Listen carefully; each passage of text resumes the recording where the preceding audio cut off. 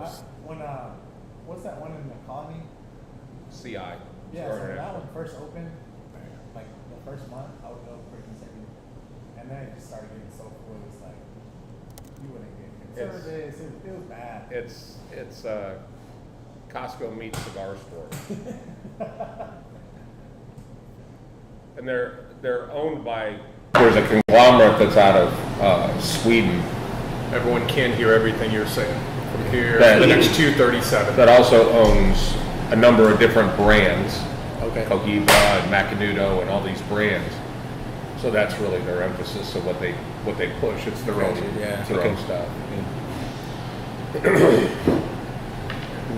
So I guess the guys are down here is another one. Got some apartments, right? Yeah. We can take it out of the box if you want. Ooh, let's break it open. Fresh crack. Okay. It's like a dream come true for you guys having tequila here. I mean, I'm not Not upset. suffering your way through scotch and bourbon. I'm not upset. 2 minutes. 2 minutes. Want me to cut some of those? Let's get some cuts going here. Zulus. Zulu. This is good for anybody. Tonight's honestly. show is brought to you by Oh, it's Grand Habano all the way Grand around. Habano all the way around. 144. You know what time that is, Pops? We'll take a piss. Time to pee. I wonder if we're clipping. How's the audio? Is it coming in a little strong? I don't know if we're clipping or not. Check. Did you get one? Do you see any comments coming in? Just like You get one? I had a question for the show, so I'm just kind of waiting. Oh. Because it's Tequila 101, so I wanted to ask questions for Tequila 101. Sure. Should we wait to cut them till we get started? No, you don't have to. I'm just doing it because it's just going to be part of the plot. And what is this we're having? Zulu from Grand Habano. The owner was just here this last weekend, and this is his personal blend. Okay. And Brandon, for one, absolutely loves it. Ooh. How are we looking here? I'm trying to find it. It's not. You do? Thank goodness for Taco Tuesday and Taco Bell. Mark Meyer coming in hot this evening. Thank you. Let's sit up there. Yeah. Where is my glass? Right next to you. Oh, yeah, I was reading the comment, but also that too. Yeah. Are we clipping, got- do you think? Let's hear No, this. I was paying attention. 7 seconds. Nope, we're good. 3, 2, 1. Gents. Oh, that was anticlimactic. We're off the races. Okay, good. We're off to the races. What's happening? Okay, this is important. Yes. We're in. Boom. Let's go. Aqua white guy. High fives all the way around. Let's go. Yep. Brandon White. There you go. There we go. All right. That's the way to get started. Let's get some tequila going. Show's Show's over. Thanks for watching. over. All right, gentlemen. Welcome. Thank you. Everyone, welcome. This is our Tuesday get-together called Cigar Talk Live. It is our 1 hour to get together and basically schedule in our cigar time with people like you, beautiful people like you. So if you like this, go ahead and give it a comment, give it a share, tag your friends. You know what to do. But importantly, start asking questions because tonight's going to be a little bit of a different rhythm. Yeah. This is going to be right up Adrian's ballpark here. We're going to get you guys out of your comfort zone, put us very comfortably in ours. Okay. And we're going to drink some, smoke some, but first things first. Adrian, will you please introduce these fine folks? Yes, definitely. Hey guys, I'm Adrian from Cigars and Guns, in case you don't know. But to my right, we have Luis. Hiner. Yeah, tell us a little bit about yourself. Yeah, my name is Luis Hiner. I'm the founder and one of the OGs of the North Texas Tequila Club, a club that we formed a few months ago and getting close to 300 members. Perfect. Good time. My name is Joe Davila. I'm one of the OGs of NTTC. Excited to be here, smoke a good cigar, and have some good conversations started. Perfect. Thanks for being here, guys. And I'm Pops. I'm the only one that doesn't speak Spanish here. Well, we have some. And I'm Brandon, and I don't know how to cut a fucking cigar. Yeah. So we all have things to learn tonight. Yeah, that's my Yeah, first day today. wanna fix No, it. I've Yeah. already messed it all up. So, will you please? We're going through a little bit of a tequila lesson. Yeah. Naturally with this, but importantly, we have dry glasses. We're going to fix that problem. Will you let us know what we're going to be drinking? I'll be happy to. I actually brought this for a special reason. So, one of the reasons that Adrian and I actually met up is because we're from the same hometown of El Paso, Texas. And this tequila, the owners are from El Paso, Texas. And it comes from one of the, if not the best distillery in Jalisco, which is the El Pandillo, NOM 1579. It's putting out probably some of the best tequilas in the world right now. That currently, this is called Don Vicente. This is the Blanco. The Don Vicente is currently my #1 tequila out of that distillery. The master distiller is Felipe Camarena. It's made with 100% deep well water, oxygenated. It's made with a crushed fluid Tahona. And of course, I'm using a lot of tequila speak, so feel free to stop me and ask questions, or anybody online, you want to know what that means. Because we'll do the same with the yeah. cigars. So yeah, definitely. You are looking at a bottle of artisanal tequila made the way it's supposed to be made. Yes. Real tequila. Real tequila, no Now, shortcuts. you're saying this nom? No. What does that mean? Okay. And when you're saying what this nom, I think you said 1579. 1579. Is where this is. Yes. What else is being produced? What other tequilas are being produced from a region that is maybe similar? Maybe if it's not the same, but what are some other brands that are out of there? Out of this particular nom, you got A very popular one. Pasote, you got Valance, you got G4. And it's interesting because I think it's been a few months. We put this one side by side next to, I think, 4 or 5 of them, and this one came out on the top of my list. So what we're drinking here is it's the good stuff. Yeah. Okay. Yeah. And so one of the questions you asked is, so this actually comes from the area near Arandas, where you said you're familiar with. There's tons of distilleries in that area. La Alteña, you have Siete Leguas. There's a lot of different noms, but for me personally, this is one of the better noms that comes out of the Highlands of Jalisco. Right. Yeah. And Saludcito. Yeah. Saludcito. Cheers, guys. Salud. Yeah. Cheers to all of you. Cheers, man. And you're going to see the deep well water. You're going to get, you should get earthy, minerally. You definitely get Agave.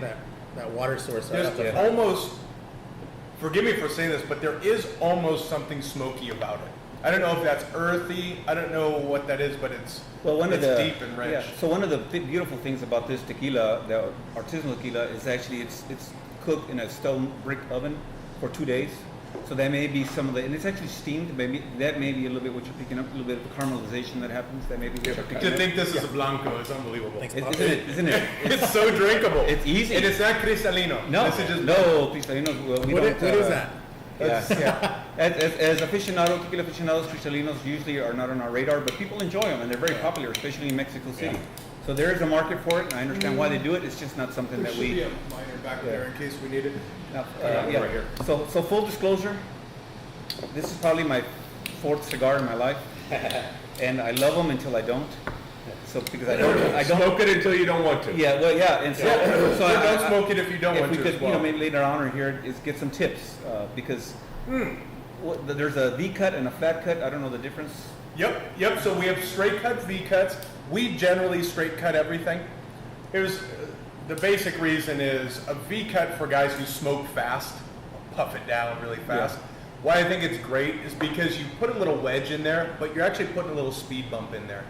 It requires somebody to slow down. So they ultimately go, oh, I don't smoke anything but the V cut now because you get more flavor. Okay. Now you're naturally just smoking a little slower.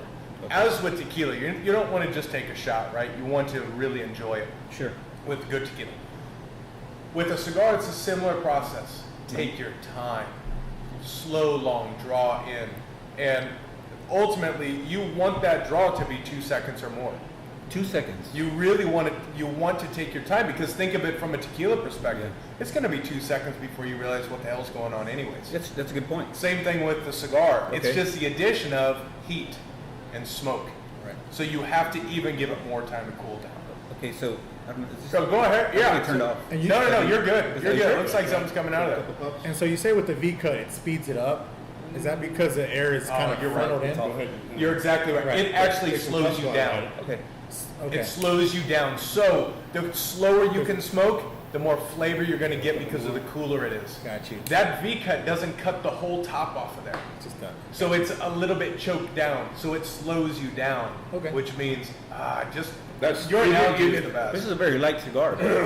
It's what's interesting is what you could and should pick up is full body, a lot of texture, but without pepper, without aggression. It's not going to kick your ass. You're not going to get sick. This- This should fit in your palate nice. Yeah. This is first few puffs, but it's one of the easier ones I've had to smoke. Yeah, I agree. What was the one? It's extremely high quality. It's no different than Yeah. tequila or fine spirits.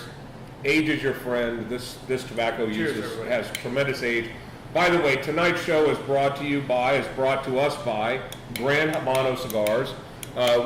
We were honored to have George Rico in this week, who is the owner of the company, and to listen to, to listen to a brand owner that's designing and blending these cigars. His goal is simple: is to try to make the best cigar in the world. Not the best cigar for $7. Not look what kind of a cigar I can make if I make 100,000 a month. He is looking to make the best quality cigar he has, based on the amount of tobacco that he has. And if that makes 5,000 cigars, then that's how much it makes. Okay. So his mindset fits our mindset when we curate our floor. So, we always say, like, this is a very high quality tequila. Right. If we were a liquor store, we would just sell this. It wouldn't be handles of Jose Cuervo stacked at the front door. Right, Right. yes. That's There are places for that. and there are, but Yeah. Not in this some of one. the places you've been before, if Yeah. they were a liquor store, that's what they would be. Right. But we take a whole different approach to things. We test every cigar before it gets on the floor. So, I'm so curious. how many here? I'm curious, real quick. I think you're going- How many people here have dipped their toe, or in the case of these guys, dived completely in head first into the tequila pool? Because we are seeing so many people here that are migrating away from brown and getting into tequila. They're not going to gin, they're not going to vodka, but they're going to tequila. And I'm seeing guys that were a year ago, I didn't think they had ever drank bourbon. I didn't think they ever drank anything but scotch. And now they're bringing bottles of tequila in. So Give me a tell second. me, Slide forward a little bit so I'm not blocking your light there. so tell me, I'm a non-drinker, so from a tequila perspective, what are some of the things that you look for as you're drinking these tequilas that, because, I remember tequila back when I did drink. I haven't drank since you've been way before you were born. But I remember tequila was something that better have some lime juice in it, and it better have something that I can get it down quick and get it over with. Yeah. Shoot it, right? Now I'm seeing guys just sipping tequila like they're this sipping the is- finest cognacs or Yeah. any of that stuff. So how do you select a good tequila, and what tells you it's a good tequila versus a shit tequila? So something I look for is obviously the process of how it's made, right? We want to know that there's different processes. Tahona Crush is typically the most one that is going to give you the most sugars out of it. So that's typically what I go for. Not to say that I don't drink roller mill or screw mill, which those are different processes of how they extract the sugars from the piñas. And so that's what I go for. One of the first steps that I look for, and then next it's gonna be a Blanco. I'm a Blanco drinker. He is as well. Yeah. I love the other expressions as well, but Blancos is what I really enjoy. Yeah, and something Joe said on just that the Tahona is just a big, 3-ton volcanic rock Got 2-ton that's used. We used to be used by a donkey, but they might use tractors now. And all they do is take the agaves and they put them in their pit and they just crush them. And it's one of the most artisanal ways of extracting that sugar and that out of those piñas. It's a very painstaking process. So the tequilas that are made with the Tahona usually cost a little bit more, but you're getting a more artisanal, usually it's a little bit sweeter tequila. But Yes. there's other ways to do it with the screw mill. Think- Yeah, they're good too think- as well. Yeah. Think about the Tahona, like the big Flintstone wheel. Yeah. Big old volcanic wheels. It's the same process, but it's just huge. And they're throwing those piñas in there. And again, that's one of the main factors that's going to give you a better quality tequila. That's interesting. It makes sense why you're going to Blanco because you're using sweeter tequila from the beginning, Yeah. so you don't have to age it out quite as long. Is that a correct assumption on that side? So all your other expressions come from the same Blanco. Everything so, starts as a Blanco. So if you got a good Blanco, that's the base of all your other expressions. Yeah. So if you love a certain Blanco, most likely you're going to enjoy the Repo and the Añejo. Yeah. Yeah, and something that you mentioned, Dave, was that you've seen a lot of people going from bourbon, whiskey, down to tequila. So if you're interested in making that jump, buy an extra añejo. Yeah. Most of the time, they're all aged in bourbon or whiskey barrels. That's what gives it that darker color. Yes, absolutely. Okay. And remember, darker doesn't always mean better. A lot of times, so you have to be careful when you buy if you join our North Texas Tequila Club Facebook page. Go do it. Yes, do it now because we will give you information. Let's do that. Yeah. Share this, do it now, and then comment done. We're going to give some shit away. Yeah. Oh, I like it. Yeah, North Texas Tequila Club on Facebook, and we will guide you to making the right. Don't waste your money. Color is not as important as where it's made and how it's made. It's interesting you say that because, this is a lighter wrapper, that's a lighter wrapper. The wrapper is 50% of the flavor, that leaf that's on the outside. The longer they let that wrapper ferment, it's the analogy is making toast. You start out with a piece of white bread, you stick it in there, you put it in for a minute, it's light colored. The longer you leave it in, the closer it's going to get to being burnt. And when they leave tobacco fermenting, it naturally gets heat, and that heat will ultimately get up to low 100 degrees, and then they'll take it off and they'll stop it. Yeah. But to create what's called a Maduro wrapper, that they let sit and cook longer. So like that cigar that's on there, Yeah. that's a very dark wrapper. But dark doesn't mean strong. There are cigars that you would look at it and you'd see a very dark or almost a black wrapper, and you go, oh, I'm not going to smoke that. It's going to be too strong. As long as the tobacco itself is extremely high quality, a dark wrapper can be as mild or milder than this. Okay. So, Can myth. It's Joe, can innocent. I ask you something? Yeah. Because when Joe came in, I said, what do you usually smoke? He said, Liga Privadas. And he said, Liga 9. I said, oh, great, okay. He said, I'm not quite at a Maduro yet. Right. And I said, well, that's Maduro. That's Maduro. So why gravitate towards a Liga? Why would you say when you walked in, you're a cream and sugar Right. coffee guy, but you're a Liga guy as well? What was your journey, and how did you get to that point where you're smoking big, full That's full. Maduros? And so I never really got into it like really heavy, but I did go through a phase where I was smoking 2 or 3 times a week. And I had a buddy introduce me to the Liga 9s, and I liked it. And so as I would buy cigars here and there, for some reason, I don't know where I heard, the darker the wrapper, the stronger it's going to hit you. Yeah. And so- It's a myth. It's a myth yeah. that's And in so the It's the darker the tequila, the better. The exact same thing. Yeah. Absolutely. And for that reason, I never gravitated to Maduros. Yeah. I always stayed, I can't remember what the lighter So Connecticut, Habano, the and lighter shades. Yep. I always stuck to these. But again, it's funny how I came in saying I like the Liga because that's one I really enjoy, only to know it's a myth, like you say. Yeah, any wrapper can become a Maduro. Maduro is not a type of wrapper. It's the result of letting it, in a sense, burn. Got you. And that's, so a Connecticut wrapper, a Habano wrapper, any of those can ultimately be left in the pile long enough to create that burn. and you can, so different to a tequila, right? It has to stay for a certain amount of time Yes. to achieve a color, but ultimately you can't call it an extra añejo unless it's been in there a certain amount of time. Right, yes. Maduro, Habano, Connecticut are generally shades and colors, and you can cheat it. So they do what's called pressing. Yeah. They'll take a leaf, they'll press it down so the oils come out and it becomes darker, but it hasn't taken the time. But it grades because the color as a Maduro. So those cigars that maybe made you sick Yeah. could be a leaf that's just not aged out. It's a dog shit tobacco, Yeah. or the process has been undercut, and therefore it looks. And the thing, and I don't know about tequila through the fermentation process, assuming it's fermented, with tobacco at about 12 months that it's been sitting in this organized compost pile, that chemical reaction starts to happen. It actually starts happening immediately, but at about 12 months, there is straight ammonia coming out of the cigar. Oh. So there are companies that have cigars that they have to manufacture, so they'll put that tobacco into production before it's done. North Texas But tequila. it takes about 4 months for that the ammonia to start getting out. Okay. So if you smoke a cigar that makes you nauseous and upset and lightheaded, it's delivering a ton of nicotine, it's delivering that ammonia, and that's what's making you sick. It's not, it's not if you use aged tobacco, it won't do that. Well, the experience that I had the last time, and what was the name of the cigar that I told you that I bought? Padron. It was a Padron Aniversario. I don't know if that's a good cigar or not. Yeah, Yeah, sure. very good. Sure. And the reason that we got it is because actually we were drinking Don Vicente with my father-in-law, and we wanted to see what effect the cigar had on the tequila. And it's unbelievable. I enjoyed the tequila.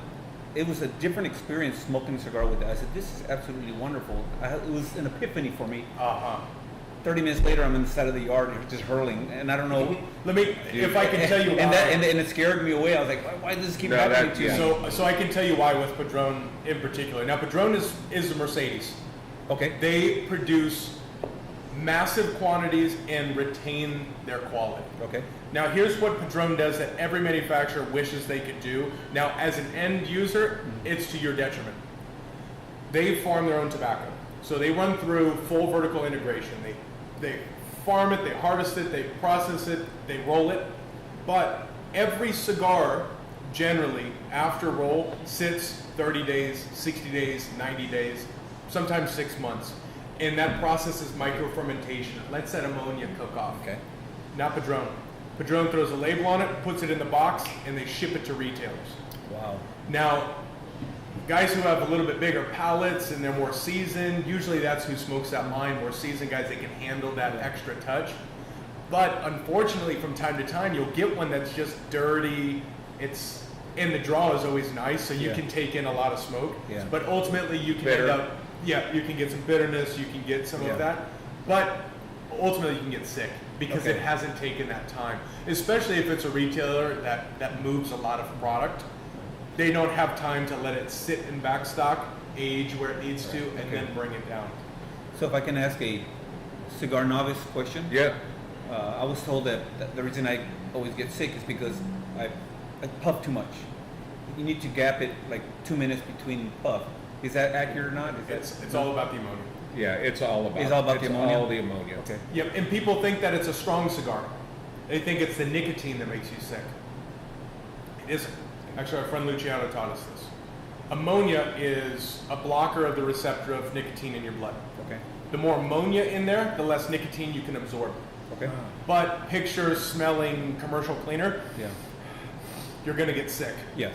And that's ultimately, if you take this cigar that we're smoking, smoke the shit out of it. Just smoke it. You might get a little bit of a buzz. You might get, your heart might flutter a little bit. You may just get this, but you're not going to get sick. The ammonia's gone. I can tell you this is Take your delicious. There's Yeah. multiple stages when you smoke a cigar.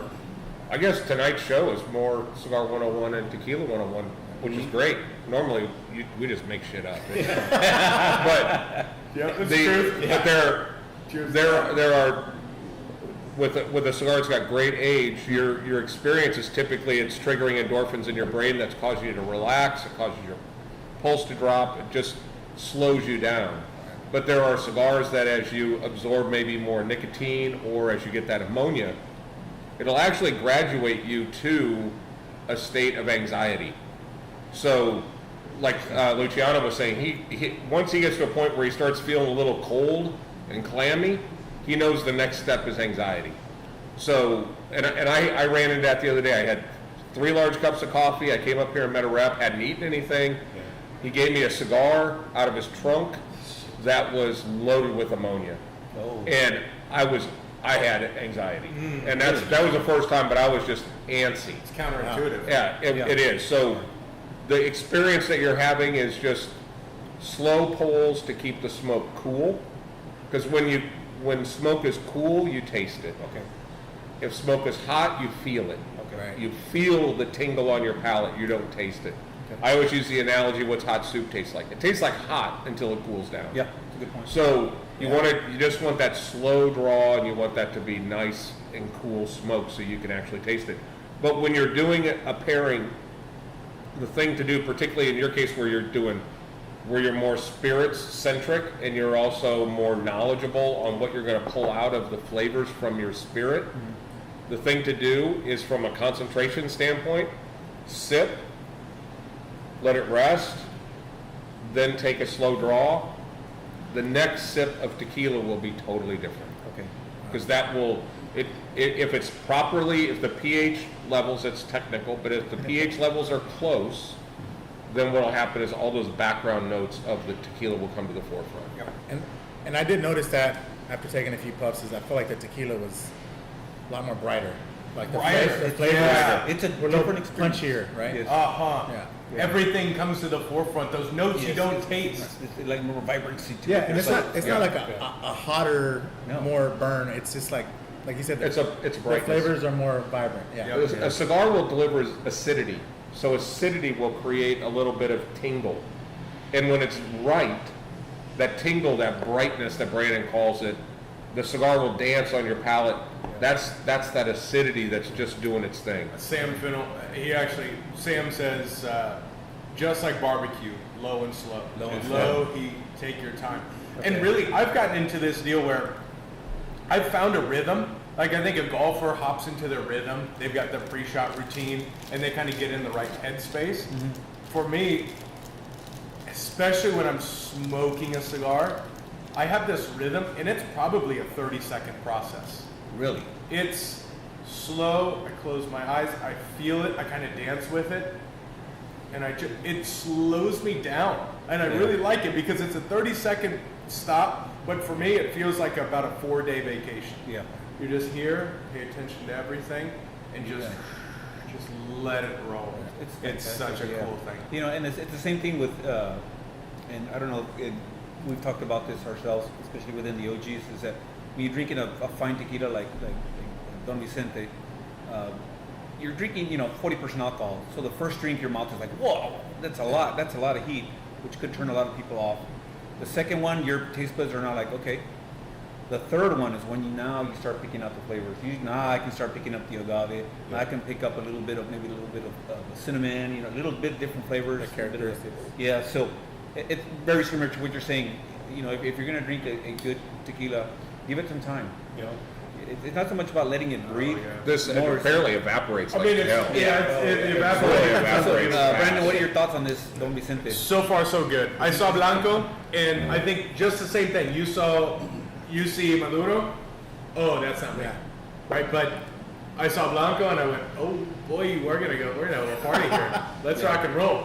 Sir. Thanks, Bob. But truly, it's I don't drink it, but I can pour the shit out of it. And you can mix a hell of a drink. I can mix a hell of a drink for not tasting it.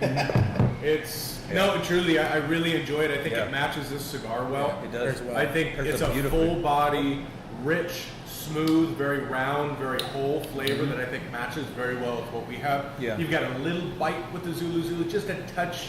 There's a little bit of floralness that comes out with this particular cigar, with this tequila. See, I would come in and buy the cigar. I'm really enjoying this. I'm glad you're enjoying it. It's again, probably maybe the fourth cigar, so my palate is really not that.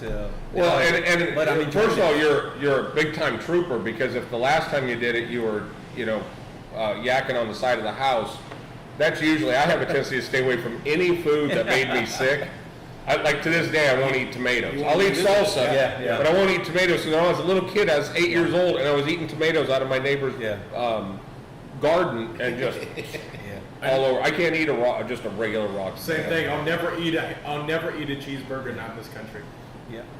Because it never works that way. It never works that way. No, It's not the same. No. But I'll have like it's La Esquina en Guadalajara. Yeah. La esquina. Hamburguesa de camarones. The camarones, no? That sounds good. Yeah. Oh, it's incredible. They got that brioche. Woo! Yeah, I'll have that. So is the shrimp like in a patty? It's a So I've had that. You have had that. I have. Yeah. I've had it. Is it like with cheese? Yeah, and they put the cheese over the top of it. Yeah, They oh my grill God, it. was that So good. it's just a bed of cooked shrimp, and then they put this white cheese over the top and this beautiful bun, and then you put the little salsas on there. Brother. It's, I need to take you down Adrian, there. we gotta go, brother. It's legit, man. Yeah. Yeah. Well, so where are you from? You know the city. Where are you from? I was born and raised in El Paso, Texas, like my brother here, Adrian. My parents are both Mexican. They were born in Chihuahua.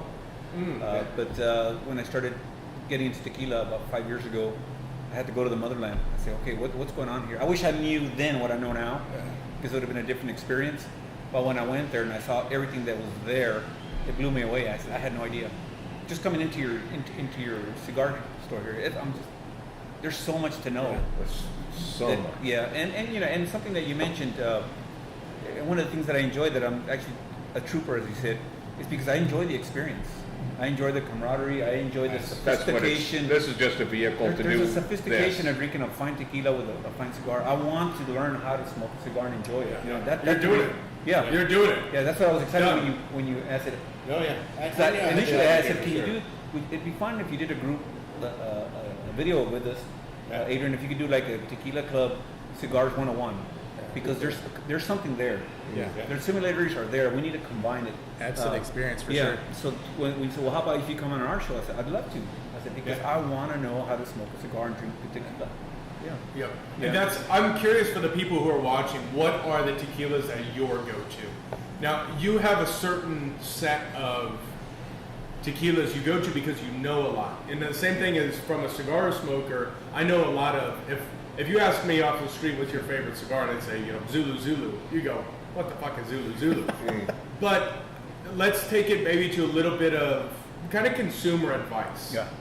Because the thing that I appreciate the most of tequila is you can get a beautiful bottle of tequila for half the price of what you can get in a bourbon, in my opinion. Okay. Yep. And I think that's why people are getting to it. But what are some tequilas that would be a go-to that people could pick up that may not have to know everything about everything, but they would really enjoy it? Well, This is selfish advice. No, you and all. I think it depends where the person's coming from, right? So I think if you're coming from the bourbon side, we're going to steer them towards a reposado or an anejo. Because again, if you go to a straight blanco, it's going to be too much for them. I think you got to ease your way into the blancos, right? The aged expressions are going to have those barrel notes, kind of that whiskey nuances, so to say. So it's easier for their palate to kind of get adjusted to it. I was fortunate enough that I never experienced, like the Jose Cuervos, all those bad experiences like most people. We all have those. Right. And so I was fortunate enough to. Oh yeah. Growing up on the border, brother. Right. Yeah. I was fortunate enough to meet Luis about a year ago, and my first bottles were like Tequila Ocho and Pasote, which are pretty. Yeah, he started at the top. Yeah, He started pretty at solid. Jim brand. Trader is coming in saying Right. his first bottle is Clase Azul. yeah. It's So a good entry point for sure. it is. Yeah. Dos hombres. Clase Azul is not something we drink at this aficionado level. It's just it's got a lot of additives. It's very sweet, but it's enjoyable, which is why people. It's a good gateway tequila. But if you're wanting something of this quality, even if you can get an extra añejo in this, that's going to give you those bourbon notes and all that kind of stuff. You're better off drinking that because now you're getting a real pure tequila. This is Don Yeah. Vicente. Don Vicente, you can actually get that. Is this Liquor Vicente King. Fernandez? Everybody asked him that same question. He's actually named after his grandfather. Oh, is it really? But Yeah, is it yeah. is it Fernandez? No. It's, Oh, it's yeah. the Actually, I think it's his tequila. grandfather's friend or something. It's a really weird story, and it's interesting is that the owners are from El Paso, and this was actually a wedding gift to them from their father-in-law, and they never expected it to be as popular as it was. And they just happened to go to the most famous distiller Yeah. in Jalisco, Okay. and because it comes from there, everybody, well, I want to try it, and it's so delicious now. He's having trouble keeping up with it because we didn't expect it to take off like this. So, but you can get that at Liquor King. You can get it at A few specs have it now. Specs has it. Especially, I know the one in off of Coit has it. 15th, Point 15th has it. Coit for 15th sure. has it for sure. Because we could only buy it in El Paso. Yeah, for a while. Yeah. Don Vicente. Yeah. When I was there, I was like, I picked up a couple bottles, Yeah. not knowing I think Liquor King had just. They had just set brought it around in. that. Yeah, they. And it's took off. So we did a review on it, and it blew us away. And the owner of Liquor King is a member of our club, and he was watching, And he called me and says, "Is it that good?" I said, "Brother, that's a good tequila." The next day he gets on the phone and orders 30 cases of each expression because if these guys like it, and he's sold out, man. Yeah. So it's doing really well. And again, I'm not getting any. The one thing we don't about the club is that we don't get anything from this. We want people to make educated choices about their tequila. So we're letting you know this is a fine tequila. What are some other tequilas that we need to? What if I'm going to go to the store? What do I need to buy? What do I need to have in my collection? Okay, so Drinkable. I'll say you name one. I'll name one. Yeah, I'll say Pasote. Any of the Pasote line is solid. So Pasote comes from the same distillery as Don Vicente. Oh, really? Yeah, Pasote. Okay. And the difference between Pasote it's made of rainwater. Right. So you get a lot of minerality to it. It's a very different experience, but it is a really good, and it's very reasonably priced. I think like $38. 30, anywhere from 38 to like 41. Yeah. That's the Blanco. Yeah. That's serious. I mean, Yeah, but if you really get into some serious tequila at $40. And I think the Nejo's like 50, 55, if I'm not mistaken. yeah. That's why I love tequila. Now my number one, my personal number one, my number one Blanco is the Costco Blanco, which is a really artisanally made, of Tahona crushed out of one of the maybe. Okay, there's like 3 top distilleries. That's another one, 1123 Cascahuin. It is when people come over and I give them. They just do a tasting of Blancos. They'll try them, and then I'll leave the Cascahuin for the end. They'll drink them like, oh wow, that's really good. I said, yeah, it's really good. It's a little pricier. It's about $70 maybe for a bottle. Okay, but it's available at. Now these are whiskey drinkers that are watching, so they're used to $70 a bottle. Yeah, so that's probably not that much, but Jason Wayne's coming in. He's saying El Tesoro Extrañejo. That's a good one. That's a really good one. That's from La Peña. G4. G4 is the same distillery as this one. Bolans as well. Where's this out of then? Is that out of Tequila proper? It's out of Arandas? It's about a few miles outside of Arandas, called Okay. Santa Maria. It's Okay. it's a dirt road town, and it's called El Pandillo is the name of the distillery. Now, is this Highland or Lowland? Highland tequila. Yeah. It's the 4th generation of distillers making this one. Is tequila considered Highland? It's Lowland. That is Lowland. That's where Cascahuin is, the one I was mentioning earlier. Okay. So if you were to try this along with Cascahuin Blanco, there's a huge difference because the agaves grow up either up in the mountains in the volcano where they're smaller, or in the valley where they're bigger and more lush, sweeter. So there's a big difference though. Now, a big difference between tobacco is agave takes, 3 years, 5 years? 8 years. Yeah, 8 years before They're fully mature, yeah. We're talking 6 months, 8 months for tobacco. Yeah. And so that leads me into one question I was going to ask. Is he mentioned Tahona Blanco. At times, that one can be hard to get because they can't keep up with the demand. So Small I wonder- batch. It's a small batch, and it just takes it's process and they can't keep up with the demand. So one thing I want to ask is, with tobacco, is there any particular cigars that can't keep up with demand? All of them. Okay. All the good ones. This one we're smoking is the owner's, his personal blend. For him to bring in 20 boxes a month, you're talking about, that'd be like making 6 cases of tequila. Okay. It's just nothing. Frank, I'll snap a photo. So we can. And is that because it's obviously it's a small batch of cigars, or just because you can't keep up with? It's the tobacco. It's the tobacco. It's the tobacco. The age of the tobacco. Yep. And here's the thing: is the amount of time after the agave is done to a bottle is even if it's añejo, you're talking maybe a couple of years, right? But from seed to shelf, minimum is 4 years. Okay. That's from the time it's really basically pulled out. I mean, you're talking 18 to 36 months in fermentation, Okay.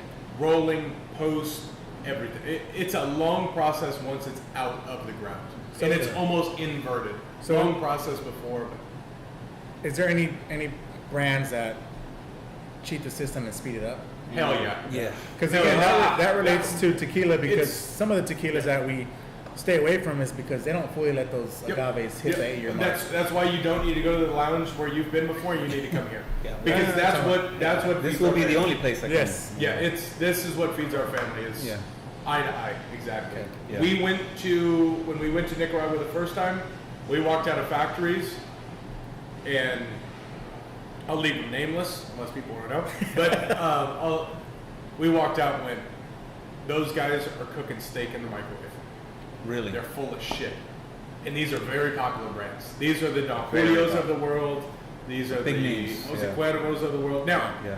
with that said, one guilty pleasure I have, and it is a big brand, is Jose Cuervo Reserva de la Familia. Yeah. And the experience was cool. Getting to bottle it by yourself, putting Yeah. the label on. To me, I thought that was a really unique experience, and I've really enjoyed that tequila. I really have. I don't know where it sits on your guys' world, but It's not something I would buy, but I would drink it. Mm. Yeah, somebody, if I came to your house, or when I come to your house to have some tequila and cigars. please. You see how I did that? Yeah. How do you do a Doberman? I had 2 Dobermans when I was growing up. You're kidding me. No, yeah, I had a great Doberman. Really? Yeah, I loved them. Great Yeah, dogs that's- ever. I loved them to death. Oh yeah, you haven't mentioned I had that a brown and a No. gray Doberman. Hey, you'll change your I mind. love Oh, them. great. Yeah, I've got. Love them. I have a black and rust. So It's our- intimidating to people that don't. It's but our that'll most- 4th or 5th Doberman At in the least. family. It's all I grew up with are Dobermans. Yeah. Cool. Well, you have an invite Yeah. to my house Yeah. anytime you want. Yeah, you see how I did that? I like it. We'll see you on There's Sunday, two yeah. types of Doberman. There's the regular, docile, great dogs, and then there's the ones that were bred to be outside the fence with the sign that says "Beware of dogs." That's Havana. Okay, hold on. Let's stop for a second. Ask Frank. Ask Frank. Okay, so this dog, our previous Doberman passed away, and then my wife Sorry to hear that. and my mom. Oh, it's still wide I open. know. wound. That's years ago, and that's wide open wound. And my wife and my mom got together and found a breeder. Oh, you should go get. So they put in the deposit for the dog, and then I went up and I picked this dog up, and she's like, "Well, that'll be $1,200." And I went, "Okay, well, I don't know you." Nope, has to be cash. So I had to go to every ATM in north of Oklahoma City. She's got the eyebrows painted on, the whole deal. I take her home 6 months later. I'm going, "Hey, this dog's pretty wild, you know?" Yeah, What's- wound and pretty she's like, tight. "Look, that's how the Oklahoma City SWAT team likes their dogs."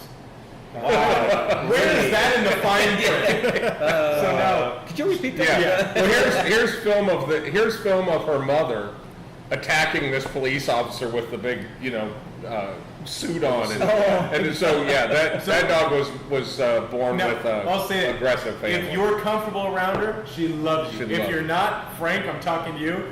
She'll go after you. She will go Well, after Frank, you. I mean, she's seen Frank 100 times. He still looks like he's there to rob your house. Well, he comes from the darkness. Frank is my neighbor, and anytime he hangs out, he comes from the darkness around the side of the house. He never goes through the front door. You go through the front door, you're fine, so you're going to be all right. Yeah. But back to tequila. So This is- I was going to recommend also Fortaleza. Oh yeah. Fortaleza is usually on top. Everybody's top Yeah. 2. It's another Lowland tequila. I didn't know Begley was watching. Yeah. But one of the things that's interesting, you said that, and so we actually have a mission as a club, right? Is to educate consumers on agave spirits and to give back to the communities that make our agave. And just last month we donated $1,500 to an orphanage in Arandas from money that we collected for an event that we had, because we want to show our appreciation for the communities that are actually, because they have to get in the fields and It's cut hard work. It's hard work. Oh, yeah. But one of the things that we, like you talked about, is that there's people that are undercutting the process, and it's a threat to the industry, because an agave takes 7 to 8 years to mature. If you want an agave tequila like that, it's 7 to 8 years they have to wait. Well, there's a process that they can use, which is a big, huge machine the size of a football field. It's massive, where they take piñas that are maybe 3 years old and just shove them in there and use chemicals to extract all the alcohol. Then they add a bunch of additives to it, and they put out a bottle of tequila, like Jose Cuervo or what's the other one? Yeah. Well, they won't admit to it. They had a diffuser. It's called a diffuser. Yeah. So one of the things that Norte Tequila Club does is that when people come in, we don't bash them over the head for drinking a diffuser tequila. We're like, well, if you like that one, taste this one, because we know when they taste it, they're like, oh my God, what a difference! Huge difference. And it's kind of a slow nudge into the right direction, because there is a real threat to the industry if these big companies keep harvesting these piñas before they're ready. They're not allowed to reproduce, and all we're gonna have is just crap tequila. That's because there's not enough piñas.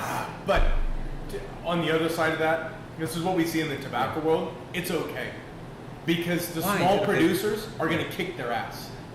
Quite frankly, they're going to come up, and we've worked Yeah. with large producers. We work with large producers, and I will tell you one thing. They don't know what's happening. Really? They don't know. They don't have any idea that the small guys are kicking their ass. Okay. And these big guys are taking off running. But then the small guys are what grows the industry. Don't worry. I think that's incredible what you're doing, and it's a great mission. However, overall, quality and experience wins the day. Okay. It's just that tequila can only be grown in certain areas of Jalisco. Right. That's the challenge that we have, is that because of the CRT, which is a governing body that controls how tequila can be made, so you can only grow it in the state of Jalisco and 4 other states, but in very small regions. So they're very limited where they can grow agaves. Right. So there's only a certain amount they can grow per year. So They'll sell them. Yeah. They'll sell them. Well, we're the small batch is what we drink, and it's doing really well in stores like Liquor King. They bring them in. At some point, you need some of those mass-produced, the guys that do it and cut the corners. At some point, you need that, in a sense, to get more people into the category. Absolutely. And then once they get that experience, and you're doing what I could just see the way you lit up when you talked about friends coming over the house and exposing them to this new stuff. It's the same thing happens in cigars. There's nothing that gives us more pride than to hand somebody a cigar and let them take their first puff and go, oh my God. Yeah. You know, that to me is what the culture is about. Sure. Exposing people to stuff that they just would.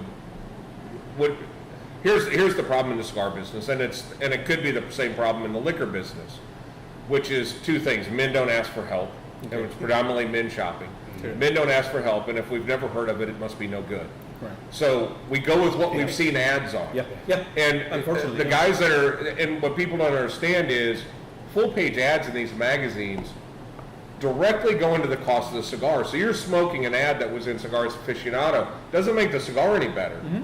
It just, they're counting on the fact that no one's going to go in the humidor or like at a good liquor store that's going to go, hey, I'm working with the North Texas Tequila Society or Club, and these guys said this is the tequila to try, and that's what's going to drive that small batch business. Sure. Because they've got your support of it. Same thing happens with us. We have a number of retailers that are carrying product that we carry because they've seen what happens if you just expose people to it. Sure. You'll sell more of that. We sell more of that than the big name brand stuff. 10 to 1. I mean, it's just not even close. So I don't want. So I could be one of those men that don't ask. I don't want to be one of those men that don't ask questions. You're puffing like a boss. I mean, the smoke that comes out is. This is the 3rd time I have to light mine. No, take a draw off yours. Is yours dead? It's off again. Okay, so knock your ash off. So the questions I have is, why is it not burning evenly, and is it turning off because I'm not? Part of it. You're drawing so much smoke, and when mine's like a. Well, you know. so go ahead and knock your ash off of there. It's So is not that- burning even. That's okay. It's not a perfect science. Another one-on-one question: is it cool to have the ash real long, or is it okay to just drop it off? I'm a little longer than I really should be right now, Okay. but I would normally roll this off. It just this is always a tribute to just how good this cigar was rolled. And, Yeah, you and, could like and flick so it how do on you? So tight, how right? do you? What's the process? I would go like there. Okay, show me. And rolling versus flicking is a good way to do it. Okay. So that wrapper's blown up a little bit. Yeah, a so little bit. So we'll play through it. So what's the difference? You talk about flicking and then Flicking's what cigarettes do. Okay. Rolling is a good way to do it because the more you flick it, the more aggression you introduce to the wrapper leaf, the binder, everything. Tobacco inside. So you could damage that cigar. Now yours is just a little bit funky, and that's okay.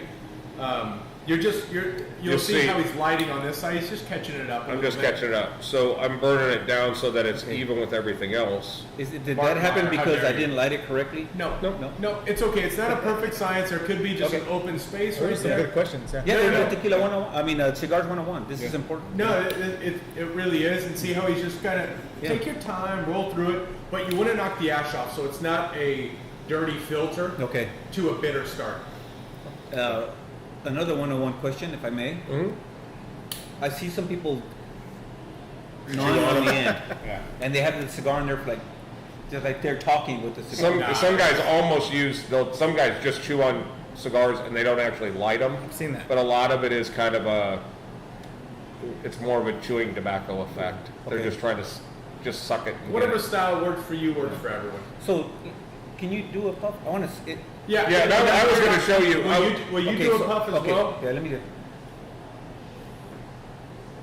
It looks like he's lipping it. See, it's, You're not getting. You're not getting. so So I feel inferior. Like that?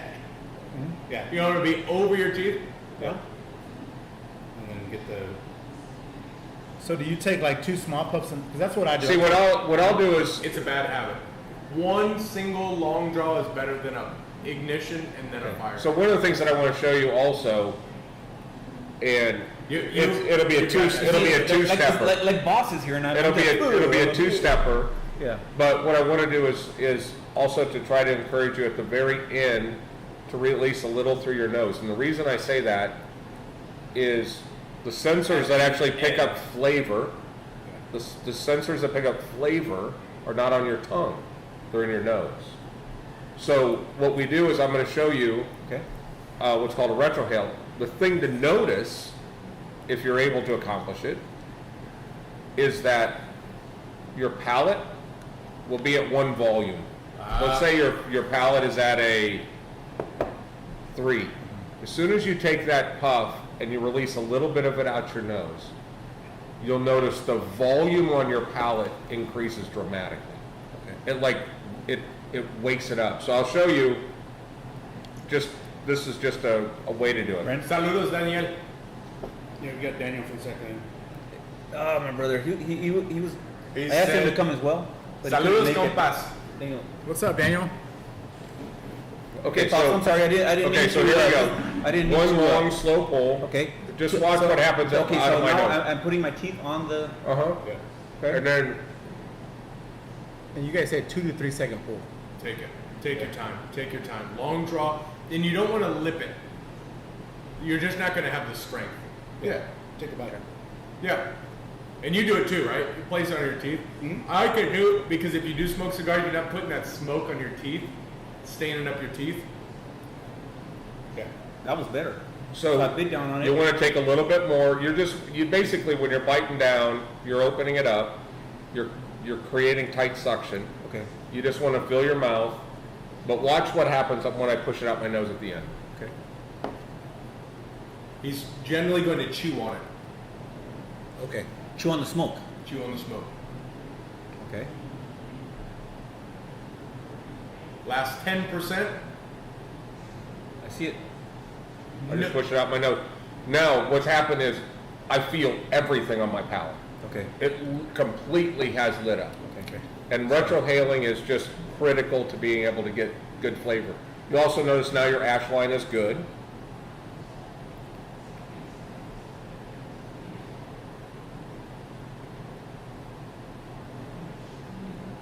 Now through your nose.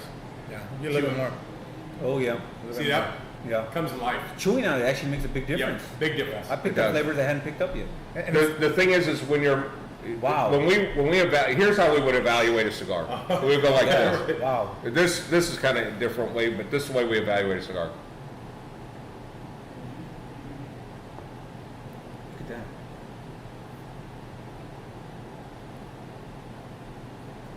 The reason I chew, I make that chewing motion, is it tells your brain to pay attention.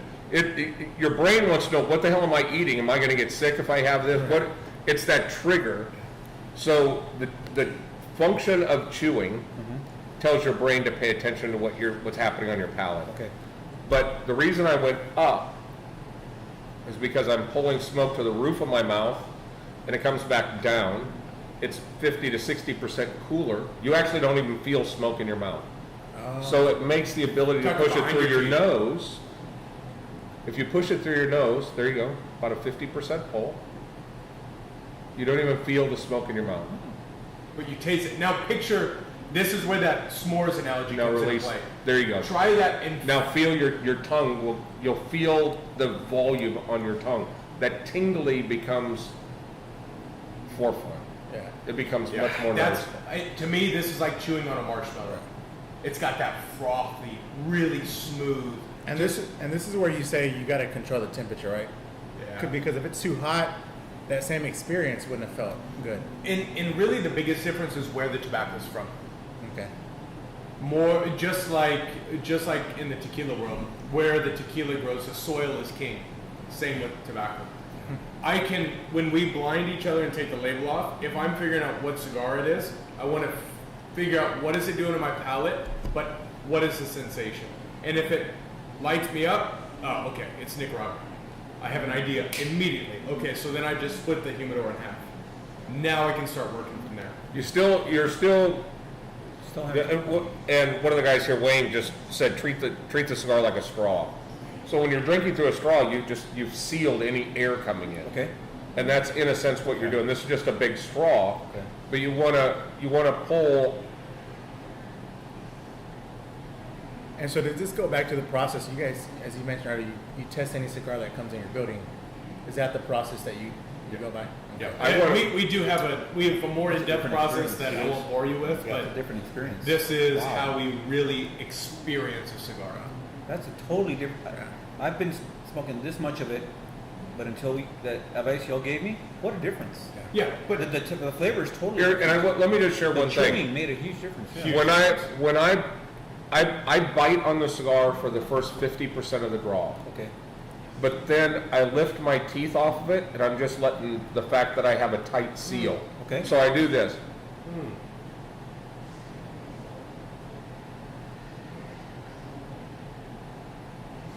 So I'm bit, about the first half comes in, and then I lift it up so that my mouth is just pulling that in. It's taking all that pressure off, and it just lets the rest of the smoke go into your mouth.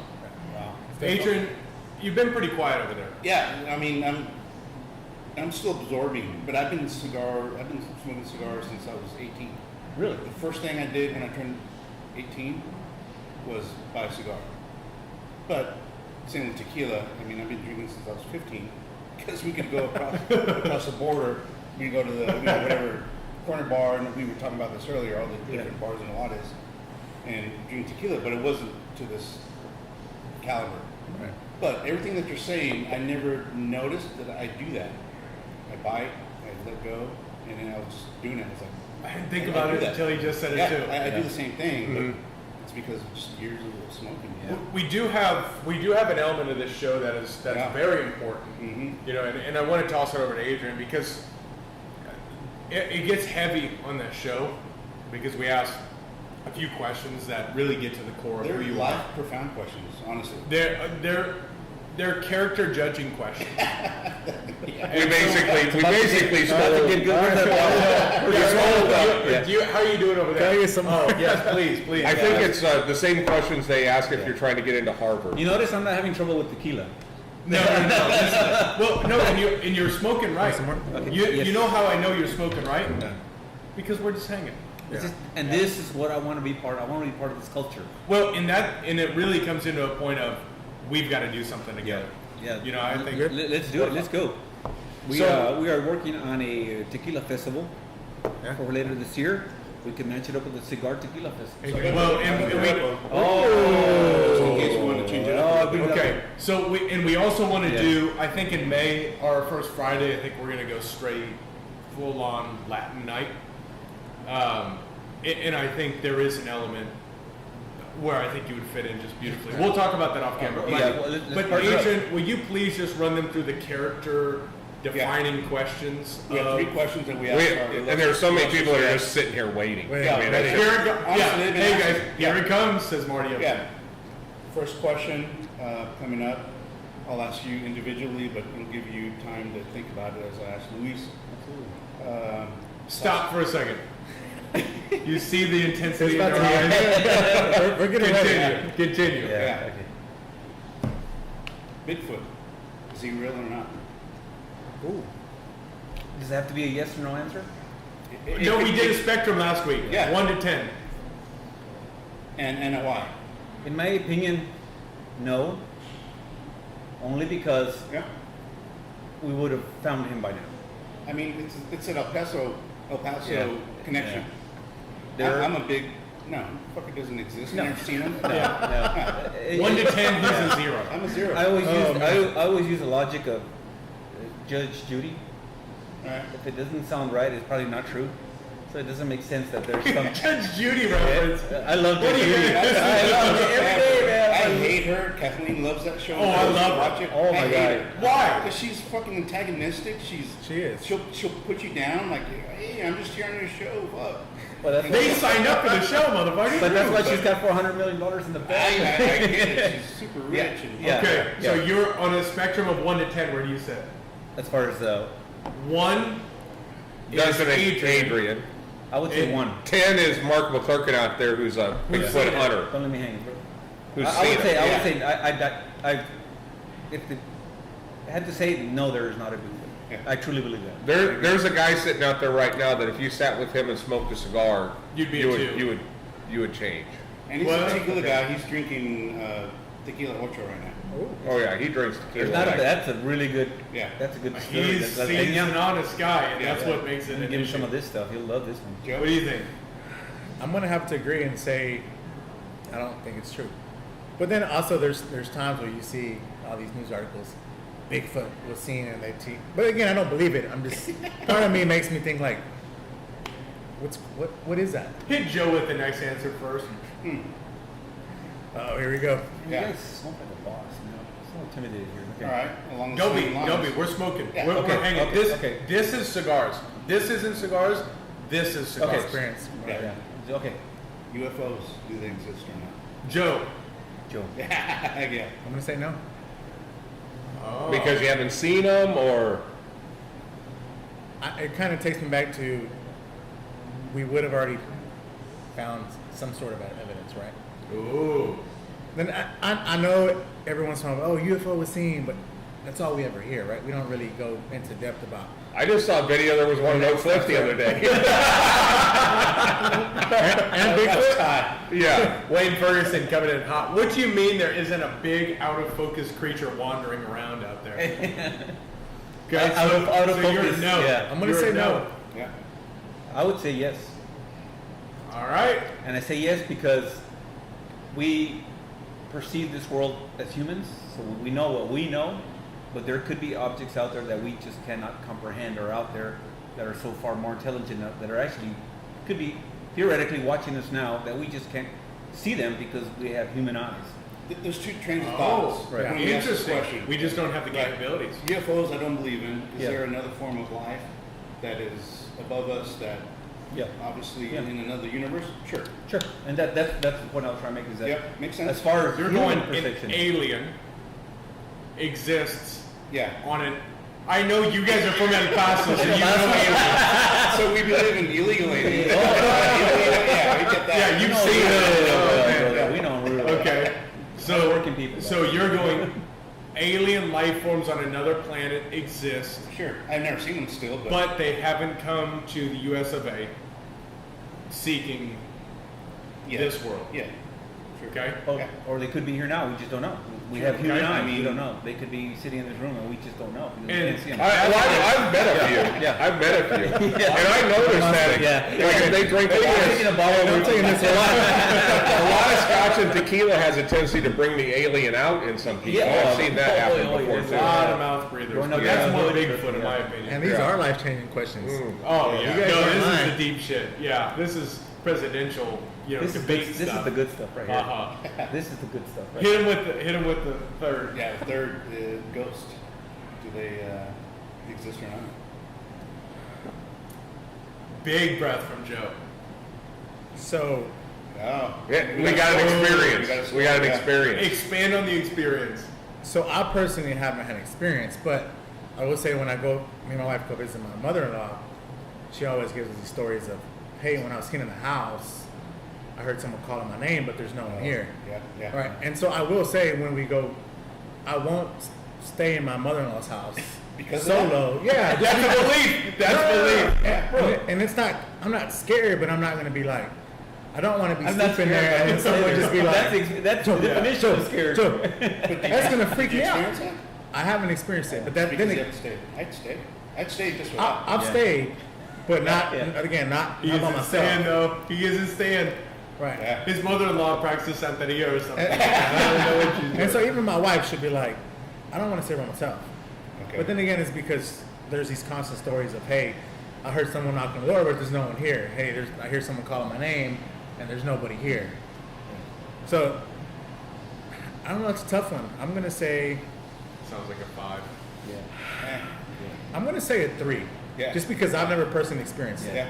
I call bullshit. I'm adding 2 points to that because you're not staying in the not staying house. factor. Yeah, because you're not staying in the house. You're a married man. You're a fucking adult. You got a mustache. But think about like how traumatizing that'll be, right? You hear that and then you go stay somewhere else.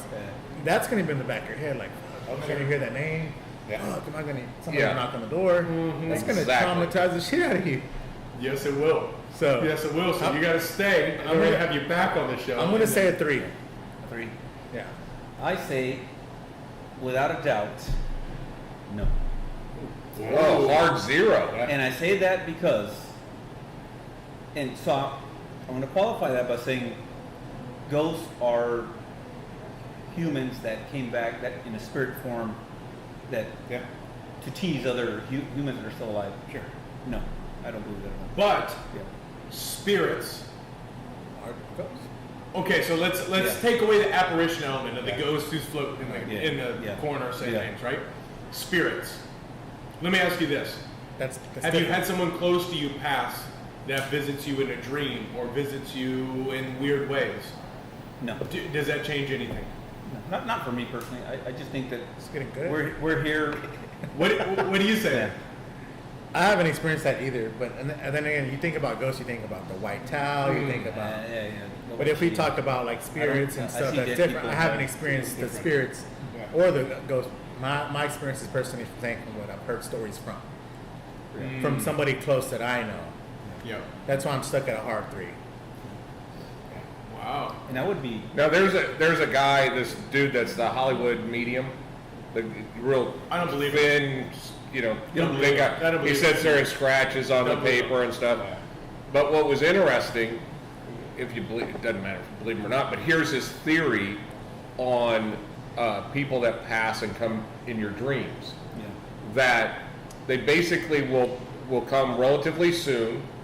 They'll come in once in a method to let you know they're okay, but they don't come back on a regular basis because they don't want to expand the mourning process. Interesting. It is really interesting. I mean, and that's something that we'd spoken about. I mean, where I sit on the spectrum is ghosts. I think it makes great television. Yeah. Spirits, I've had some experiences that are very interesting Yeah. that I don't know if it's my morning brain of somebody who's close to me passing. Sure. Everyone who's been close to me that has passed, every single one, I've had some sort of experience Okay. that I've been really truly close with. Sure. I've had something. So I go, spirits, maybe we are connected. Because that almost gives me more faith in Catholicism and Christianity or whatever. And, Yeah. and it almost gives me more faith to think that, yes, we are connected. Yes, there is something at the end. Yeah. But, to take off and run with the control of it is, ghosts, I'm with you guys. Yeah. Strong, Hard no. hard no. Yeah. Spirits, I'm A little different. Yeah. I'm a little different. Yeah, I'm a little bit more. I'm open to that. I'm open to that. It's interesting, and we've had some stories in here that when we ask people these questions, some people be hard no. Some people get legitimate goosebumps that you can you can feel them from sitting over there. Yeah. It's interesting. I went to Mexico when I was younger, and I remember being outside with some kids, and I remember them telling me, "Hey, we got to go inside because the witch is gonna fly across on her broom." Just stories like that, you know. And it's like, have you guys experienced that? No. My wife is setting our kids up for that. La Brujita. Yeah. She comes off to that. Yeah. No, La Brujita. I don't believe in that because I know where that's manufactured. But they're just getting them inside. Yeah. But no. I'm with you. So many people have experiences with that. Fewer people have experiences with Yeah. Bigfoot, right? Yeah. And the problem is, I would be a 1, hard 1, if it wasn't McClurkin that throws the wrench in the gear. Yeah. Yeah, he's just like a He's nice- very, he's like an animal biologist or something. Yeah. I mean, he studies animals, and you listen to the stories and you listen to the recordings and you listen to stuff and the things that have happened to him. I just can't doubt him. I trust the guy so much that It's a problem. when he says he's standing at this place, he has a place in Oklahoma that's like in this really dense forest. And what did he say? The last mile, it takes like an hour to get the last mile because If not more. it's so rough to get into this area. And the nearest road is 8 miles away. Wow. So it's not like there's a bunch of people that are all partying across the river from you and jacking with you. Nobody's going to go there. And he's sitting there, you know, he was with some guys, two of the guys were firemen, and the one guy like literally pissed himself because he was sitting there doing something with his truck and a rock came in and landed on top of this like corrugated steel awning that was outside of his cabin. Okay. And landed on top of it this rock was thrown at him. Yeah. And then the guy like pissed himself and got in the car and said, I'm not getting out. But you hear that, if it was coming from Adrian, and I know how much tequila he drinks, I'd be like, fuck it. Adrian just seeing things again. But McClurkin drinks more tequila than he does, and he drinks absinthe. Yeah. Now that's true. That is true. And the thing is, it's not, and it's, you know, if somebody were to tell me a story, I would believe them. You know, I believe you. I believe that's what you experienced. You know, doesn't mean that I believe that happened, but I believe that's what you experienced, right? So I'm not going to discredit you. You're full of shit. Sorry, I don't know if you can. But, no. You know what I'm saying? But if I believe you experienced that. Right. So I think it makes sense because both gentlemen are Mexican here. Yeah. So, so your parents are from Chihuahua. Chihuahua. Your parents are from. My mom was born in San Benito. It's like right before Laredo, right before Mexico. And then my dad, down south. Norteños. I can't remember where my dad was born. It's been so long since I've been. Okay, so this is a valid question for number 4. Okay, you're right. This is 4. I don't know if I know this. No, you know this Do I? because we asked Akil. We asked some people, but I think it qualifies Okay. because it's a different. 4th, how do you take your steak? Oh, yeah. As far as cooked wise, Yeah. I'm a medium man. To me, if it doesn't have pink, I don't want to eat it. If it has pink, If it doesn't have pink, I'm not going to eat it. okay. Yeah. You're hanging.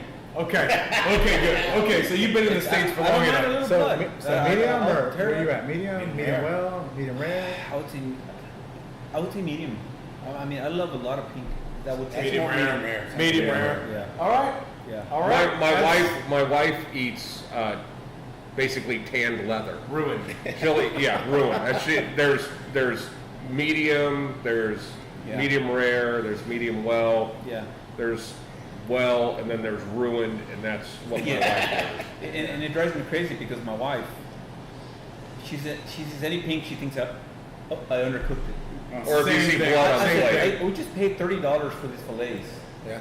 It's still too. I said, it's a fillet. It's supposed to have. No. That's. What are you doing? Yeah. So I like to. I have to do the same thing Yes. because everything's 3 cuartos, right? Yes. So everything is like 3 cuartos of cocido. Yeah. But with my wife, I'll be like, when I'm cooking and I've got it off resting, I'll cut it. Like, all right, close your eyes. Here, take this. She's like, oh yeah, this is really good. Now look at it. Yeah. It never calculates moving forward. No. She never So wants even with it. that, she won't. Even No. with that, she doesn't want to see pink. It's just a visual thing. It's a visual thing. It My wife's is, the yeah. same way. And the same thing with Brandon. The same thing with my wife. I said, just try it. Just taste it. You're not gonna get sick. There's nothing's gonna happen. She says, yeah, that's better, but I don't want to cook like that. I said, you just said the knowledge that it tastes better. I said, but I can't eat it like that. Yeah. Wrap it in But the tortilla, she won't see it.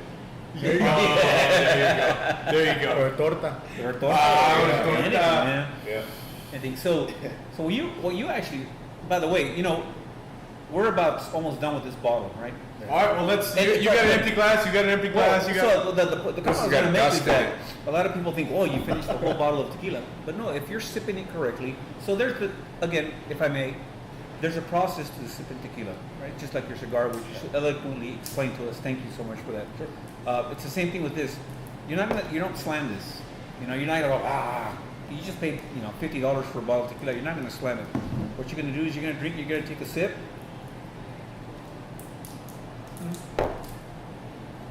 Same concept, kind of chew it a little bit. Just chew it, switch it around the mouth, get all those flavors going in, blow out the alcohol, get those flavors going in, and then you let it sit.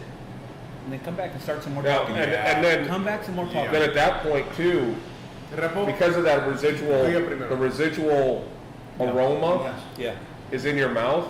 Push that through your nose. Yes, it comes out, Push that through your nose. That will help and us. you'll feel those flavors just light up in your mouth. Now the reposado here, the Don Vicente makes. So look at this. This is a 8-month aged in, I believe they're bourbon barrels. But look how light that is, because this distillery does not believe in having the wood impact the flavor of the agave. They're like, we're not trying to make a bourbon. We're not making a whiskey. Sure. We want to give it a flavor of bourbon, of wood, of whiskey, but we don't want to overpower the true essence of tequila, sweet. which is the agave, right? So Very when you sweet. drink this one, you're going to get still a lot of agave, just a little bit more sweetness to it, a little smoother for people that are not ready, maybe to jump in a Blanco. I highly recommend.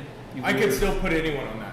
Isn't it beautiful? Yeah. And let me tell you I would something. put anyone on that This because they're and used this to. is a miracle. It is unbelievable the way this changed. I drink this a lot. I drink this often. This is my nightcap.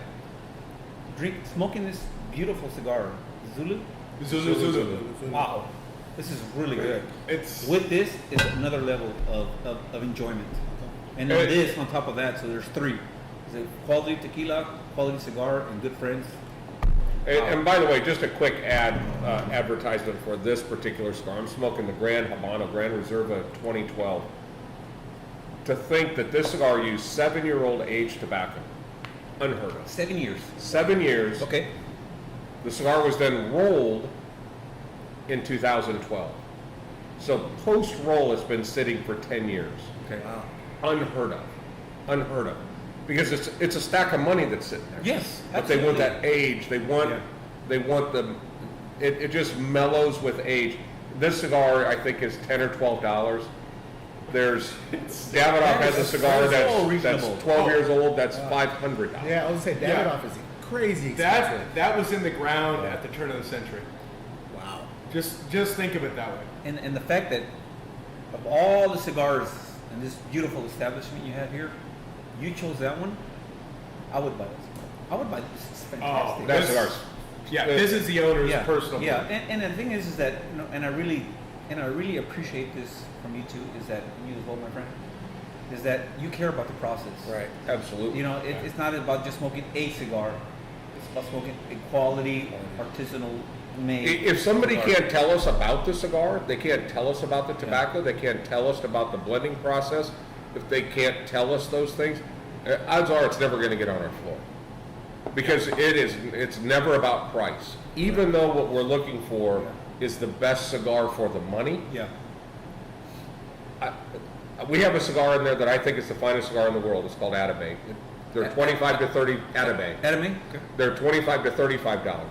Still the best cigar for the money. Because when it plays in that realm, you're comparing to $100 a stick or higher, $500 a stick cigars.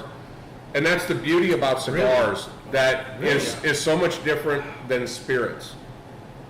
Is right now you can go have for $35 the finest cigar in the world. You can't say that about if you're going to get if you're a bourbon drinker, you can't go give me a shot of that Pappy 23. Pappy, yeah. It's going to be $325 for a pour. Yeah. You just can't approach some of these ultra high end spirits in the same cost effective manner. So the fact that you can get a cigar, and the thing is, the $325 pour of Pappy is not going to last you 3 hours, but that cigar will. Yeah. Yeah. You know, and it's just, you know, to me, it's just it's what makes cigars so approachable across the board. And by the way, it's not just you saying it. It is when we asked another manufacturer who lives in kind of that $10, $12, $13 range, Yeah. what's the most valuable cigar you've ever seen? He says the most valuable cigar is the most expensive cigar we carry. It delivers the best experience you could possibly ask for out of a cigar. So what is the experience? What is the cigar aficionados like you three here? Oh, I'm not an aficionado. And you may be as well, Joe. I don't mean to No, disparage I'm you. not. I'm not over there. But I mean, No, these are OGs. These are OGs Yeah. here, right? That we're talking about. So what is that experience that you're willing to pay that top dollar for? What is it you're looking for? What is it that you're saying? Yeah, this was worth. Have you ever taken a sip of tequila. I'm curious what your answer is. If you take that sip of tequila and it just pushes all the buttons, it's maybe smooth the way you like it. It's not spicy. It's not hot. There are cigars that just, when you take a puff, you know, I like that. There's some people that can't eat Chinese food without it being, you know, a 10 on heat. Yeah. They have to have that heat. Well, there's tobacco that delivers an oily finish or a peppery finish or those things. But when you take a puff off of like an Atabey, you get this just, it's like having the best butterscotch and milk chocolate and a little bit of cedar. Oh, really? You and pick milk chocolate off? no, I'm just saying, if it's, I don't get milk chocolate off of an Atabey, but I'm just saying, there's certain things that when you put it in your mouth, you go, God damn, that's good.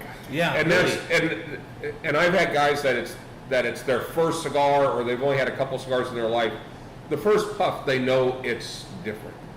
You know, they know that it's better, and it's because it doesn't assault your palate. It lets everything stands on its own. Yeah. A lot of companies will use different parts of the plant that will deliver pepper or oil. It'll deliver those things. Well, what they're a lot of times covering up is not the rest of the tobacco in the cigar doesn't do anything. Yeah. So they're tricking you into thinking that there's something going on. This, you know, cigars like this, you know, when you're talking about what, 17 years old, it's just the experience is just so much smoother. When I get this kind of warmth, leathery, butterscotchy kind of thing coming in, man, I can't wait to take the next So puff. you think a novice like myself would be able to smoke a cigar like that? Okay, Tequila 101. Because I'm really enjoying this one. I really am. Would I get that same experience? It's very similar, and I want to stay on the question as well, and I want to toss it over because I want to know from your perspective, Adrian. But let's take it to cars. Okay. You can drive a new car, Yeah. and you hop in it, like, oh, this has got the bells and whistles, so it's got the navigation, it's got everything, right? But then you hop in a Ferrari, and all of a sudden you feel the stitching, and you can picture the guy hand stitching the steering wheel, and you see it's pleated where you would never see, and you see all the bolts are turned the right direction, and every detail, you may not see it. The reason why our toilets are clean is because you may not see it, but you feel it, right? It's like, Sure. oh, something's different here. Sure. Okay. That, you may not pick up every flavor. That's not important. But when you feel the difference of an exceptional, top quality cigar, you feel the difference. But is there a gradual process to that? Because how much is that cigar that you're speaking of? 30, it's 25 to 35. It's so reasonable. Right. Yeah, for 2-3 hours. It's $10 an hour. It's a bargain because you get this. But is that something that, is it a gradual climb to say, okay, I enjoy this, or can I just jump into that? Jump. Because $30 is very Jump. affordable Jump. for me. Jump. It's like what Just you were buy it. saying. You started at the upper end. Yeah. Sometimes you'll go down and you'll start going, okay, now I see why this was a $27 bottle. Okay. And then you'll work your way up. A lot of guys get stuck. Yeah. Don't get stuck. Just different countries of origin have different flavors. Yeah. But it's like I could hand a set of ingredients for a meal to me, and I could hand it to Gordon Ramsay, and his is going to taste different. Yeah. Okay. Because when you're in the hands of a good master blender, they know how to put tobacco in a certain place in that cigar that's going to make a difference. Okay.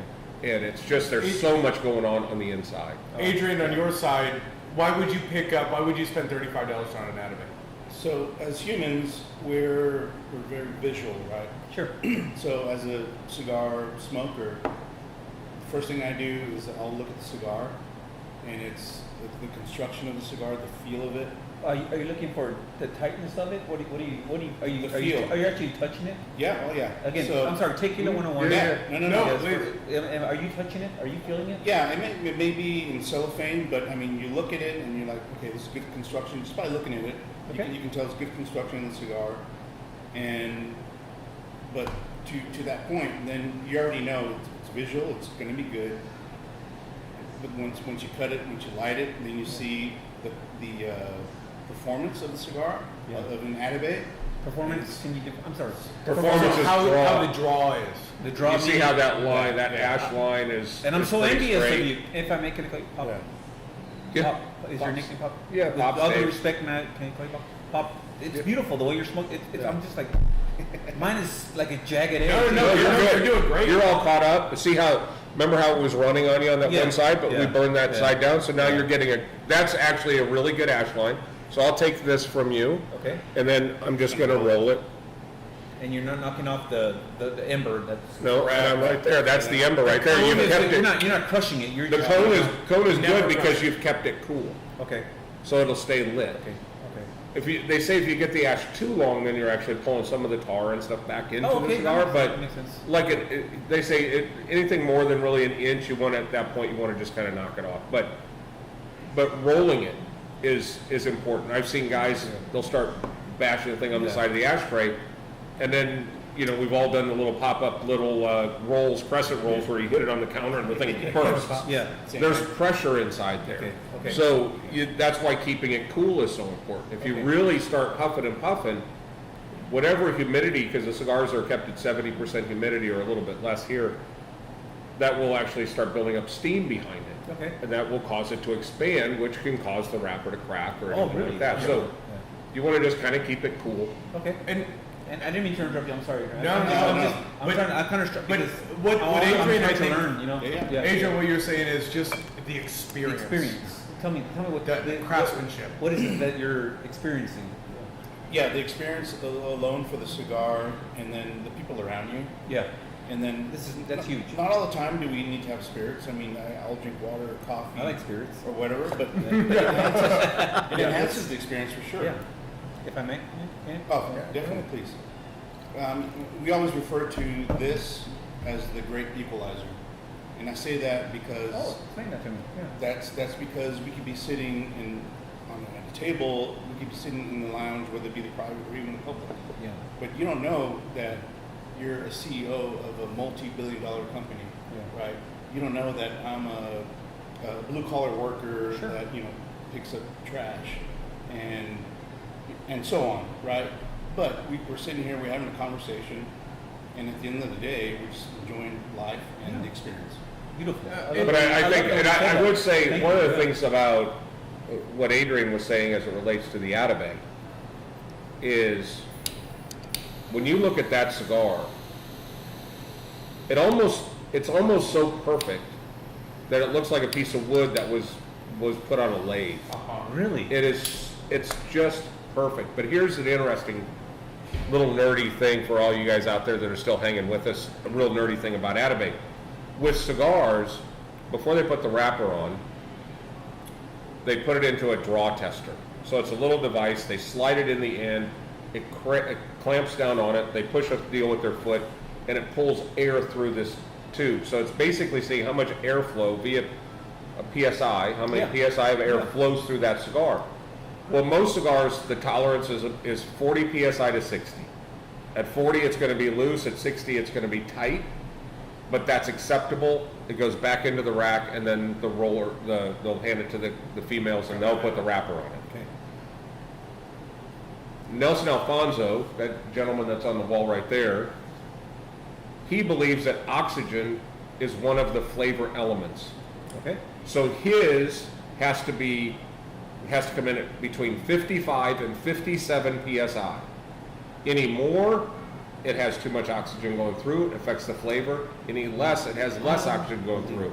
So the reason that cigar is so expensive is the scrap rate is so high. Yeah. Because there is no science. I can't put this cigar together going, if I take one more minute, it will allow 57 psi of air to go through. It's just, now he only allows his rollers to roll 75 cigars a day. Okay. Most rollers in Nicaragua can roll 60 in an hour. Wow. If they don't, they'll probably get fired. So he wants them to do what the Ferrari guys do.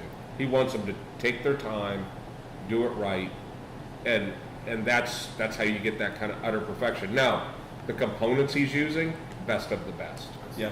10-year-old tobacco, 4 years post-roll, all of those things that are just so unique. So And- I'm sorry. And I'm sorry, but to your point, the question is, why would a connoisseur, why would anyone smoke it out of it?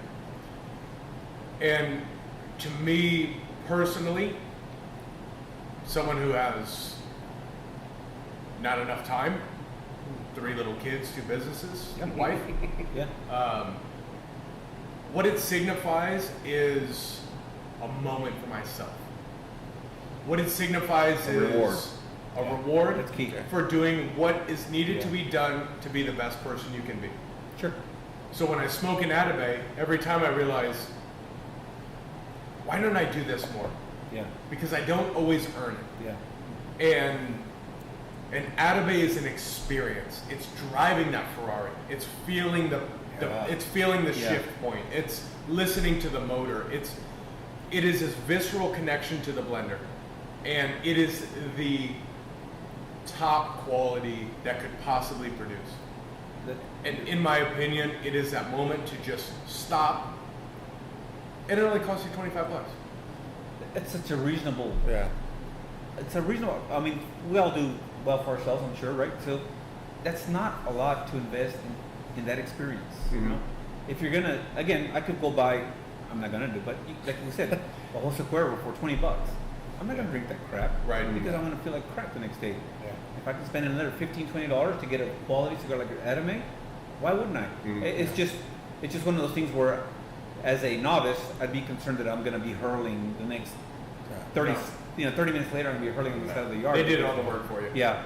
So now let me ask you. So is the tobacco? Do they have estates where Anime is only grown on their estate, or do they bring it in from other people? Because that's a big deal for a lot of these. Is that they have their own estates where they grow. I want to control the agave that I'm gonna put into my tequila because I don't want to buy it from somewhere else. I'm gonna have my own estate, bring in my own agaves because I know what I'm growing, and I want my tequila to taste just like what you're tasting now. This is the difference. Yes, the farm is important. Yes. The tobacco is important. Okay. But more importantly is the fermentation process. The fermentation. Okay. That is the most important element of all cigars. If you can control the processing or the fermentation, you can control the outcome of the cigar. If you can control the process, by the time it hits your factory floor, you control the experience. Okay.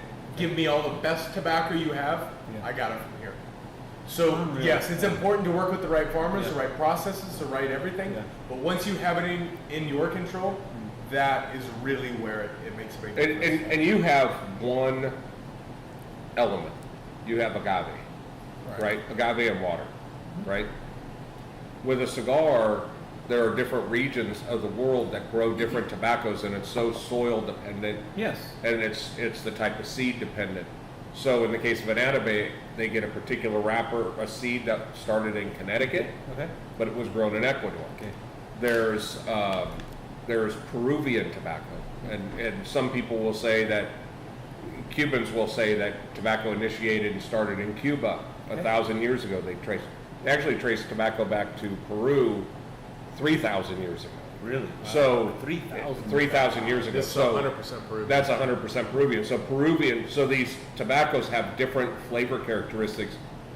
Now we did this the other night. We had a unique opportunity to blend with one of the most knowledgeable people I've ever met in the cigar industry, a gentleman named Luciano. And my son Nathan and I got to do this blending process. But we smoked one leaf from the cigar, Okay. and then he rolled it into a cigar. We smoked another leaf, one at a time, both very passive. Okay. When you smoke them both at the same time, this brightness just exploded. Really? And it was such an eye-opening experience that, and that's all of a sudden you go, okay, I'm going to put those two pieces together. Now let's try a third piece, try it together, and just see how it all comes together. Okay. That's how you put the cigar together. Sure. It's blended. Whereas yours is agave that's treated in different ways. Yes. And like you say, once the guys that get into it and shortcut, Yeah. then the game changes. Yeah, it's and it changes in cigars as well. Yeah. But for the people that are just doing it from, I want the best possible result that I can get. I don't care what it costs. Yeah. Whatever it costs is whatever it costs. Yeah. But I want the best experience. And that a lot of times requires tobacco from different growing regions to come together to make something really unique. So are you saying that? So when you go order an anime, are you saying there's anime from Peru, there's anime from Nicaragua. There are leaves inside that cigar. So when you That ask are for an from the anime, different- you're just getting a cigar. You don't know where it's coming from. You know what? Well, we know where it's coming We from. know. You do, right? but if I'm Ecuador, walking in, Peru, Luis, correct. Tequila 101, And it's Pop said anime, and Brandon said anime is the best cigar. I want that one. Well, do you want from Nicaragua? Or do you no, want from no. Peru? They won't ask that question. Okay. And truly, it's a challenge that I have is when someone comes in, I want a Nicaraguan cigar. Mm-hmm. I only want tobacco from Nicaragua. Well, there could be una manzana, right? Just one little field. Yeah. On the north side, Yeah. tastes different than the south side. Yes. And we're only talking 5 acres. Sure. So a Nicaraguan saying, I only smoke Nicaraguan tobacco, that means jack shit. That's that like, just means you want to that's like say saying I you want an American cigar. Is that the arrogant wine drinker? Yes, Nah, well, I yes, don't want and that's okay because Shut up. it presents an opportunity for us. But Yeah. that's exactly what Sure. that is. Yeah. I only smoke Nicaraguan. Well, that doesn't mean anything. Yeah. Okay. What does your palate want? What do you want out of a cigar? Because it just this cigar we're smoking is on paper. It shouldn't make sense, but it does. So from an Atabey, they use Ecuador, they use Peruvian, they use Dominican, they use Nicaragua. They use multiple countries to create the best cigar they can create. So, Cigar 101 again. Yeah. I walked into a cigar shop similar to this, not as beautiful obviously, but in Fort Worth, and I said, we want your best cigar, and they gave me the Padron. It's not better than this. Why would they do that? Why would they? Because that was probably the most expensive cigar. It was, and we paid $30. $30. Yep. Yeah. Why this is a better cigar is because of the process. So it comes all the way back. So, It comes all the way back to so the tequila. cigar shop actually matters.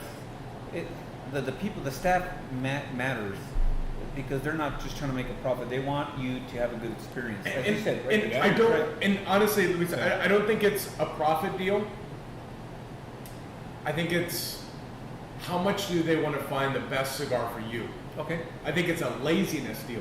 Okay. Because give me your best cigar means give me your most expensive cigar. Right. Yeah. That's not the right approach. Yeah. I want to find what's best for you. Yeah. What's Right. best for your experience, not what's the most expensive. And if you walk into any given cigar lounge, because this industry is antiquated Yeah. and it's dying unless we get more retailers that give a shit, No. it's Okay. So now you're bringing this. That scares me.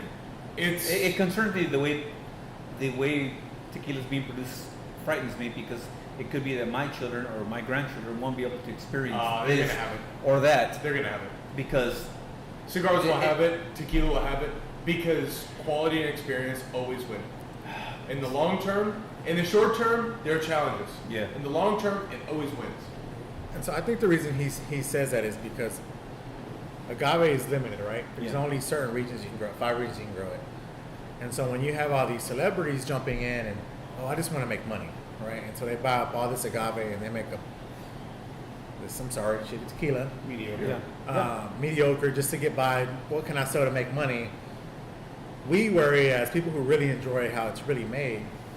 Will there be agave? Going back, as you know now, that it takes 8 years to get good agave. Will there be agave to continue to drink spirits like Of this? course there will. Of course there will, because they're going to see Herradura, fill in the blank, right?